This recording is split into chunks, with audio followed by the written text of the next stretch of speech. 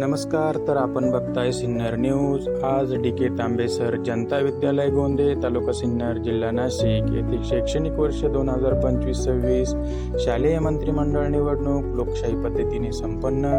लोकशाही पद्धतीचा अवलंब करून मतदान पूर्वतयारी, प्रतिनिधी फॉर्म भरणे, माघार घेणे, प्रचार करणे, प्रत्यक्ष जाहीरनामा प्रसिद्ध करणे, लोकशाही पद्धतीने निवडणूक प्रक्रिया या बाबी प्रत्यक्षरित्या घेऊन लोकशाही मूल्य विद्यार्थ्यांना समजावे यासाठी सर्व बाबी प्रत्यक्षरित्या लोकशाही पद्धतीने पूर्ण करण्यात आल्या.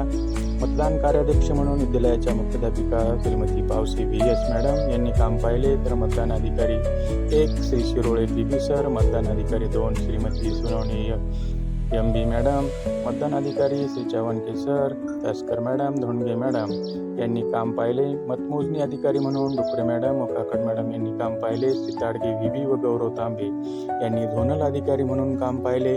प्रत्यक्ष लोकशाही पद्धतीने निवडणूक घेतल्यामुळे विद्यार्थ्यांना लोकशाही निवडणूक प्रक्रिया समजण्यास मदत झाली. परिसरातील सर्वांनीच उपक्रमाचे कौतुक केले. धन्यवाद. कूट मानसा.